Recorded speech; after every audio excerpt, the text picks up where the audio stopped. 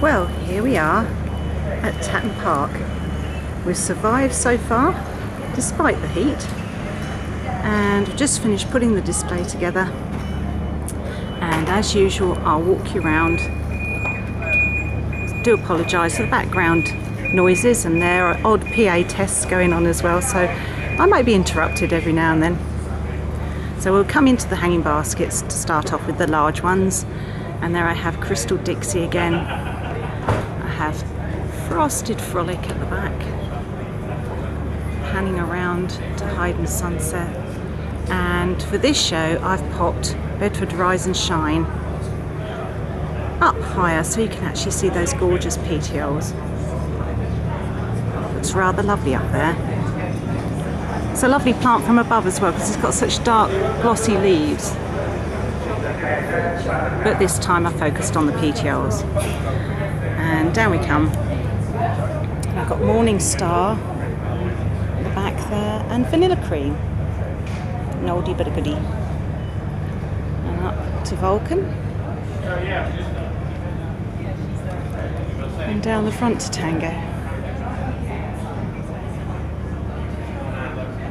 And Moonlight makes another appearance. I couldn't swap out all the plants that I used for Hampton Court, just there simply isn't the time. And so the ones that have survived and still looking good get taken to Tatton for a little holiday. So that's Moonlight. And behind Moonlight I've brought out Roughed Up. There we go, that's offspring, but it has its roots in summer substance, so it can take more sun and tends to bring the golds out of the leaf, but it's a lovely textured leaf with a smashing ruffled edge, so it's a great one to highlight a dark corner. And in front of Roughed Up I've got June, and then down to Quilting Bee. I do love that plant, packs a punch for such a small one. And alongside Roughed Up at the back I've brought out Fortunii obscura, better known as Bella. That's a lovely plant. Another old variety, but it's got such a lovely shaped leaf to it. And as this section's all about celebrating the variety of textures and forms of the hosta, I thought I'd put that at the back with Praying Hands in front. And then in front of that I've got Invincible, quite an underrated plant, but used very extensively in breeding programs to perpetuate the glossy leaves and the fragrant flowers. And it's got a good fragrance to it, Invincible. It's a shame the flowers aren't out yet, but they're coming up. They're just budding at the base of the scapes at the moment. And then Wide Brim again, even though I don't actually have any Wide Brim with me, it's still a classic and very lovely. And I've got Blue Wedgwood in front of that. But it's getting a little bit more singed as time goes on. It really doesn't deal with the heat and too much light. So if you've got one of those, pop it in lots of shade. And then I've got my lovely Winter Snow behind, and White On in front of that. Still adore the shape of that. It's just so neat. And Celtic Dancer, that's come out almost to every show. I think it's come to every show, thinking about it. And then I've got another old favourite down here, Calypso. I never have very much of it, and yet again, so once I've got enough, she can come out to play, and that's why she's come to Tatton. And my baskets, I think I've only swapped one out. So I've got Slim and Trim and Blonde Elf, Paradise Puppet and Illicit Fair. And if I pan round, that's right, I swapped Twist of Lime out for Gold Drop, which is a dear little plant. I'll just home in there. Round with Ops in the front. And then Lakeside Cherub and Lakeside Scamp.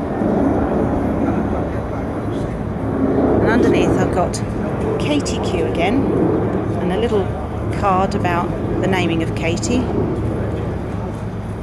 And underneath, looking very stunning. I've got Shelbourne Swift. And another variety I don't tend to use very often, but I brought Maui buttercups with me as I love the shape of that leaf. I don't actually have any of it for sale, but I've got Rainforest Sunrise, which is a green margin, gold centre sport of Maui buttercups, and it's lovely. In fact, the light doesn't actually show the gorgeous yellow of that. And then in the tray I've got Feather Boa, Slim and Trim, and Lakeside Downsized. Underneath Walk on Thin Ice this time. I took Arctic Blast out because it stopped flowering and was looking a little bit tired after the arduous Hampton Court show. Then at the back I've got Yellow River still looking fabulous, with Ophir in front above my little pest control board and my snail. And I've put Forbidden Fruit back in with Toy Soldier in front. I do like that colour combination there, that's rather good. Dark leaf of Toy Soldier. And coming round I've got Harry Van Trier starting to bud up. It looks lovely at this stage. I'm not so keen on the flowers when they come out, so they just get snicked off, but there you go. Each to his own. And then I have Inniswood, a classic, at the back there. And in the little pots I've got Gingy at the back. I've got Gai Jin flowering its head off. And Limey Lisa in front there. And finally, just as a little foil for those to show off against, I've got Valentine Lace. And there you have the stand for Tatton. Fairly similar to Hampton Court, but with little tweaks to freshen up the whole view.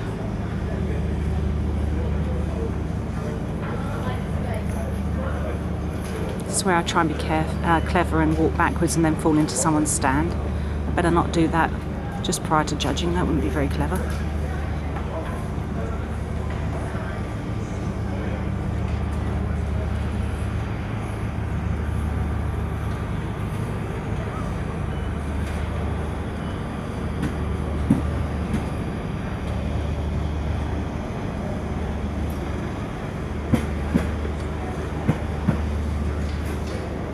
I don't know which side is my favourite this time. Last at Hampton, this green side was my favourite. I think the other side edges it just a little bit.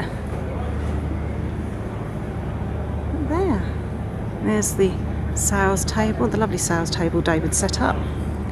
Just got a nice big banana bend in the middle of it.